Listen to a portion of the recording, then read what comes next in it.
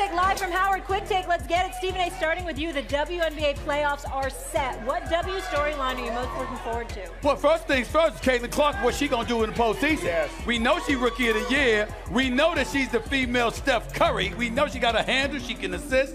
She can pass. She's special. What she going to do in these playoffs is something everybody should be watching. That's number one. But the biggest one is, are the Las Vegas Aces going to repeat because A'ja Wilson is the truth and a half? She's the best player in the world. She's going to win MVP. She's going to win Defensive Player of the Year. Is Las Vegas going to three-peat? Those are the two storylines for me. I got the same storylines, but I just have them in reverse. Can A'ja Wilson, can they three-peat? Can they be the first team to three-peat since the Houston Comets won 4 consecutive? They have the best player, hands down, A'ja Wilson, the highest scoring average, 27, 12, 3, 2. There's nothing this young lady cannot do on the basketball court in Caitlin Clark. Yeah. She got a team that was downtrodden into the playoffs. They're the number 6 seed. I think this is a very favorable matchup for the Connecticut Suns. Would I be surprised if they sprung the upset? Absolutely not. Because that backcourt with her and Kelsey Mitchell, and they got Aaliyah Boston, the #1 overall draft pick from just 2 years ago, this is the matchup. This is going to be the most intriguing matchup of the first round. The Connecticut Suns and the Indiana Fever. Absolutely. Yeah, I mean, I tried to tell you about Caitlin Clark, Shannon. Listen up. That was big playoffs tip-off Sunday, and we'll have all... Done. They are the favorites, but odds makers give the Fever the best shot of any underdog to pull off an upset in the first round, despite having only 19 games of combined playoff experience on their roster. So you're actually going to be on the call for this one, right, Ryan? That's Sunday on ABC. And in a year that Caitlin Clark, I mean, sky-high expectations, and somehow she still shattered them. What are you expecting to see from the presumptive Rookie of the Year here?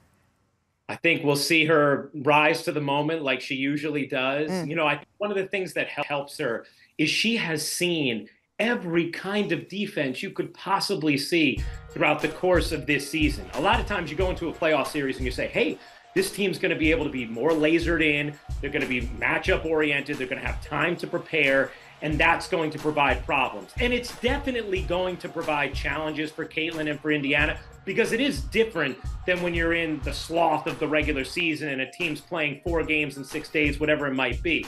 However, she so benefits, and her team benefits, from the fact that they got that defensive attention all season long. She knows how to handle it. And I think you're going to see something much different than what we saw when Caitlin started her career in Connecticut at the beginning of this regular season.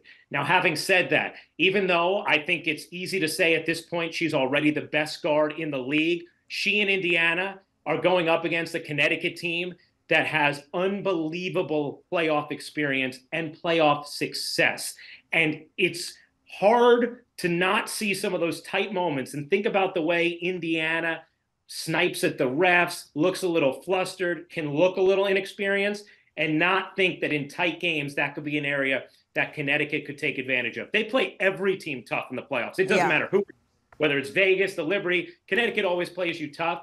I think you have to give them a little edge in the series because of that and the experience, but I think Caitlin plays well, and so does Indiana. Well, and our very own Shanae Agumake has said on the show, when you're looking for maybe some dark horses to keep an eye on in this postseason, Connecticut is one, and the Minnesota Lynx are another. And it's fitting, Ryan, that this one could be last up, right, in what could potentially be the final playoff series for Diana Taurasi. Type of team that can win and advance going one game at a time. They're obviously a really good team, and I think I remember sitting up here you know, after game 1 or game 3, we played them, and I'm like, they're going to be just fine, right? Like, they just have to grow. They're young, and then they've got to figure it out, and they've got to learn to play together, and they have. Did they grow? Indeed. Now time to bring in CBS Sports WNBA analyst Tarika Foster-Brasby. And Tarika, this Fever team has been the second hottest team in the W behind the Lynx since the Olympic break. So I'm compelled to ask you, how dangerous is this Indiana team, especially with the way their dynamic backcourt is playing in Caitlin Clark and Kelsey Mitchell? Yeah, they're a very dangerous team coming into this postseason. You know, they always tell you that the team that you want to watch out for are the teams that get hot at the right time. And this Indiana Fever team has most certainly gotten hot at the right time. They figured out how to gel with each other, the chemistry that they've built, the backcourt between Caitlin Clark and Kelsey Mitchell, who Mitchell is really coming in to this season, to this postseason, playing some of the best basketball of her career. When you look at the last matchup between the Connecticut Suns Sun and Indiana. Connecticut was not able to contain Kelsey Mitchell, nor were they able to outscore. It was a close matchup, and I know that it will be a close matchup, but that's going to be the biggest thing. Can Connecticut score effectively and efficiently enough to put them above Caitlin Clark and the rest of the Fever?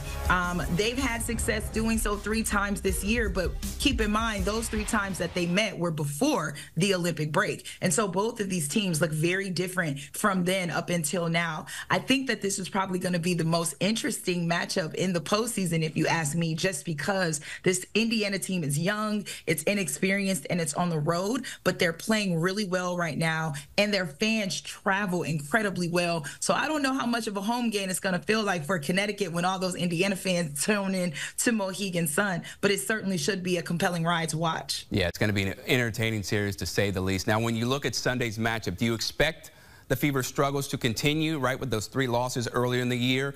Or do you think Caitlin, Aaliyah Boston, Kelsey Mitchell, Lexi Hull, they're able to steal one on the road in Game 1? Yeah, that's a very good question, Chris, and that's because this team has figured out exactly how to defend better. That was one of the issues that this Indiana team kind of struggled with early on. But one thing Chrissy Sides did later in this half was she started to utilize Lexi Hull a bit more, right? And using her as your best perimeter defender really helped this team to kind of hone off on some of the teams that score well from outside. The thing is, this Connecticut Sun team, it prides itself on defense. And so it's going to focus on Caitlin Clark. They are going to focus on Kelsey Mitchell. And Dejanay Carrington has done a phenomenal job with ensuring that Caitlin Clark struggles whenever they're playing against Connecticut. So I have no doubt that this is going to be a low-scoring defensive game because both teams, again, Indiana having figured out how to defend a bit better and Connecticut knowing how to defend, it's what they do. I don't believe that this is going to be a game in which it will be an 80-90 point situation. However, Connecticut must find a way to have consistent scoring, and I believe that they have found that in Marina Mabrey. She was someone who was not a part of their team earlier in the year when they matched up those first 3 times. So the way that they play offense is a little bit different when you add her to the lineup, but that is going to be the key. Can Connecticut continue to find some offensive rhythm? They're going to need that in order to make sure they move on past Indiana. Well, if Marina Mabrey is lighting up like we've seen right during the second half of the year, then they should be a very quality team to handle in this postseason. Now, when it comes to the odds, right, to win this WNBA title, the Liberty are the favorites. The Aces are in second. NBA star mocks Cheryl Swoop's comments on Caitlin Clark. New Orleans Pelicans guard DeJounte Murray couldn't resist poking fun at the notion that Indiana Fever star Caitlin Clark isn't dominating. For anyone questioning whether Clark had an outstanding rookie season in the WNBA, they need only look at the records she shattered. Murray, clearly amused by this debate, had something to say about it. The 2022 NBA All-Star left a comment on a Bleacher Report Instagram post that listed many of the records Clark broke this season. Murray wrote, "She's not dominating," followed by a string of laughing emojis. This was a direct jab at recent remarks made by women's basketball legend Cheryl Swoops on Gil's Arena. Swoops had bluntly refused to call Clark's rookie season dominant, marking the latest instance in what seems to be a pattern of downplaying Clark's achievements. However, most of us who have seen Clark in action know how dynamic she is on the court. The record books paint an even clearer picture, with Clark breaking nearly every rookie record imaginable.